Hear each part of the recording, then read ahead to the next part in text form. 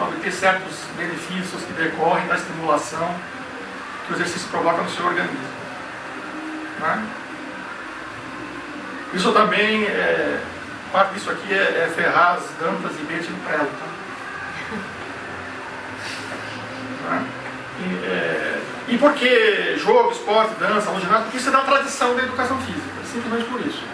Poderia ser outra coisa, mas é da nossa tradição, é da tradição da nossa área. Não dá para dizer que esporte não é da tradição da nossa área. Não é? Você me recorda que eu esqueci da outra resposta àquela questão, que é a resposta idealista. Não é? Que vai responder assim: bom, só é educação física quando certas condições estiverem atendidas. Do ponto de vista psicológico, sociológico, fisiológico. E aí idealiza-se uma educação física e a partir dessa idealização pega-se as práticas sociais concretas e tenta encaixar na idealização. O que não encaixa na idealização é descartado. Não é? Explicando, quer dizer, idealismo na filosofia tem a definição aqui, eu trouxe, mas não vou ler, tá? É um negócio bem complicado. O finito, infinito. Mas enfim, o idealista é mais ou menos assim. O mundo tem que se adaptar às ideias, não é? Às minhas ideias. Se ele não se adapta, quem está errado é o mundo, não são as minhas ideias. Então isso produziu, por exemplo, um discurso de esporte não é educação física. Essa concepção idealista influenciou muito a escola de educação física e esporte da USP, por exemplo, desencadeando inclusive a distinção de dois cursos, educação física e esporte de outro. O que no meu entendimento é equivocado, porque não é o fato de esporte ser um fenômeno específico que não é idêntico à educação física que se justifica você ter cursos diferentes. Não é? Porque você tem uma tradição de vincular o esporte à educação física. Isso tem um sentido histórico, social, especialmente no Brasil. Isso é muito forte no Brasil. Né? Acho que a questão não é esta. Não é? Você, por uma concepção idealista, você vai eliminando práticas. O que isso, em última instância, leva é um esvaziamento da concretude cultural da educação física. Ela acaba ficando sem conteúdo, ela tem um conteúdo abstrato.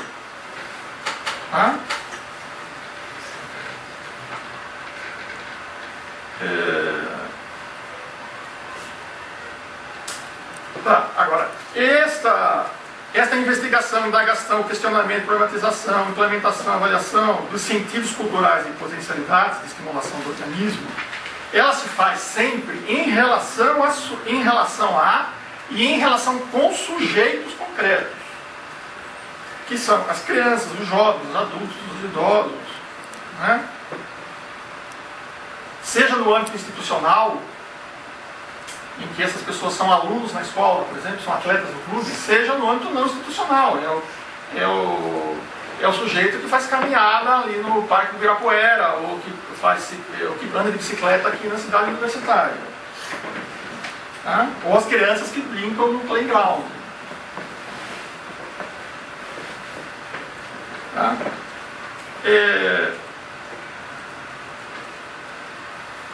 Bom, agora é que começa a entrar, né, numa perspectiva semiótica. O que é indagar, problematizar, relacionar, valorar, etc., em relação a esses sujeitos? Né? O que é que nós fazemos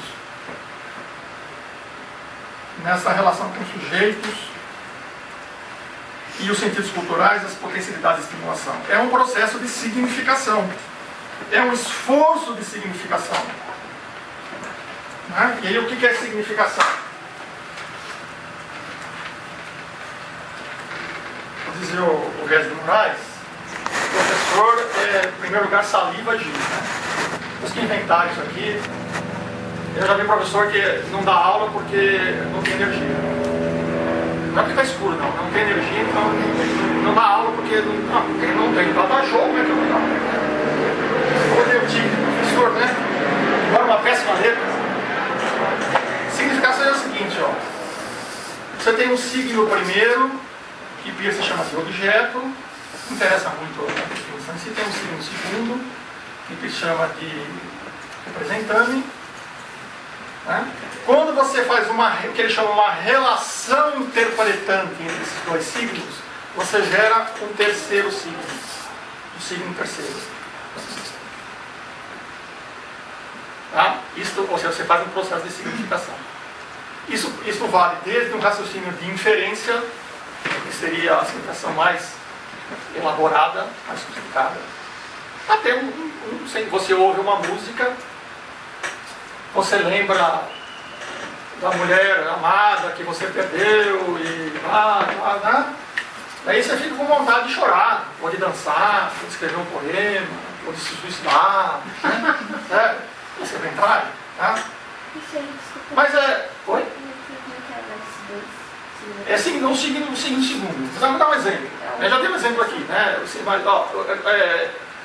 Aconteceu isso comigo, chegando aqui na Escola de Educação Física, né? Desse Vax aí na frente, e pensando aqui, como é que eu vou explicar um negócio de educação, saúde e lazer, né, que eu falo daqui a pouco.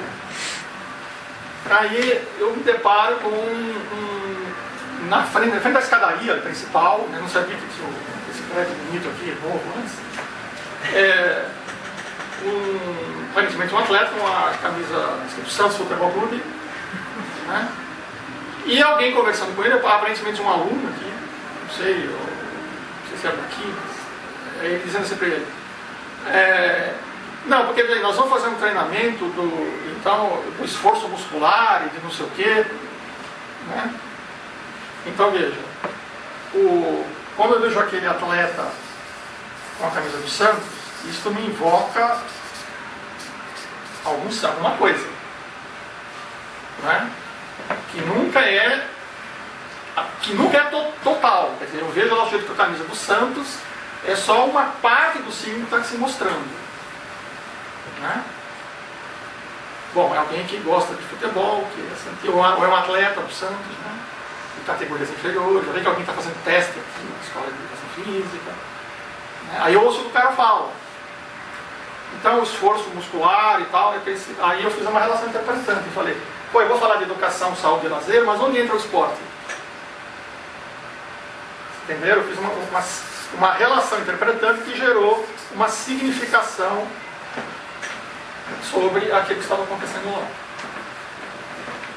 Tá? Que pode ser verdadeira ou não. Não tem nada a ver com ser verdadeiro ou não. Pode ser que esteja totalmente equivocado. É uma outra coisa que está acontecendo lá que eu não tenho a menor ideia do que é. Tá? Isso aconteceu só para fazer um comentário aqui. Uma situação engraçada que eu vivi quando eu ainda não estava convencido que eu precisava usar óculos, né? Depois de ser convidado, a gente não quer acreditar que está envelhecendo ao ponto de ter que usar óculos, né? Então eu me recusava a usar óculos. Aí eu estive lá em Tocantins, né? Uma cidade, não pode o nome, não é na capital, não é Palmas. E aí na mesa do café da manhã tinha um negócio do prato que eu identifiquei com bacon, porque era igualzinho o bacon, né? O formato, as cores, né?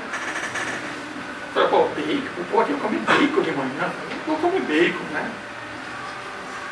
Aí chega na mesa, por quê? Mas não tem gordura, não é bom pra mim e tal, e também não gosto. Chega na mesa, a colega que estava na universidade que estava comigo, não delícia essa banana, não? Eu achava que era bacon, né? Era banana, porque é uma banana que é uma coisa muito típica de lá, uma banana muito grande, né? Então você fatia, do jeito que eles fatiam, então parecendo uma fatia de bacon com aquela, e é muito avermelhada, né? Então eu fiz uma relação interpretante que é errada, né? Mas eu fiz uma relação interpretante, né? Certo? Então isso é um processo de significação. O método científico vai tentar mostrar, né, se essa relação interpretante ela é verdadeira ou não, segundo um certo ponto de vista. Okay? Então é isto que nós fazemos. Nós significamos o jogo, o esporte, a dança, a ginástica, o exercício físico na relação com os sujeitos, né, a partir de um certo ponto de vista e tentando atingir certos fins, né? Que a semiótica vai colocar a questão da conduta futura, né? Conduta futura, veja, que é outra coisa que fica faltando na teoria culturalista, fica faltando no Manuel Sérgio, tá? Manuel Sérgio também faz um corte entre a motricidade e a cultura. Ele próprio diz assim: Merleau-Ponty não dá conta da passagem entre motricidade e cultura, então eu vou recorrer a Arnold Gehlen, a antropologia filosófica de Arnold Gehlen, e faz isso muito bem, né? Bom, mas Arnold Gehlen não propõe uma ciência, então ele faz um outro corte e propõe uma ciência. Se esta ciência é diferente da ciência tradicional ou não, é que é discutível, não é? Por isso, então, eu acho também que a ciência da motricidade de Manuel Sérgio não dá conta dos nossos problemas, porque, em última instância, é uma ciência tradicional como todas as outras, né? Mauro, aproveitando o exemplo aí, o momento, como é que entraria então a ressignificação nesse exemplo que você deu, nesse momento da sua fala? Não, aí não dá para falar, não é possível falar, porque a ressignificação, assim, é um processo histórico. Eu não posso dizer que eu ressignifiquei a banana do Tocantins, né? Porque, na verdade, eu produzi uma significação inicial. Tá? Mas é claro que isso acontece, não é? A ressignificação acontece, certo? Inclusive na culinária, não é? Na verdade, mortadela, pão com mortadela quando eu era criança era comida de pobre, né? Na verdade, preço de banana, né? Hoje pão com mortadela lá no Mercadão é chique, né? Isso é outra culinária, isso é uma ressignificação na culinária. Tá? Bom, então, nós fazemos um esforço de significação dirigido a produzir aprendizagens. E a aprendizagem tem a ver com conduta futura, não é? Eu adquiro algo, eu possa saber de algo, eu possa fazer algo que eu não fazia antes.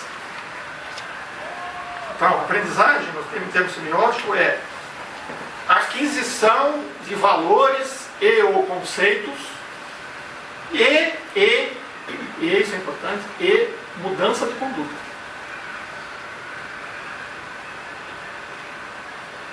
Então, acho que só cabe falar numa área que forma profissionais, como no caso, nós formamos profissionais, não?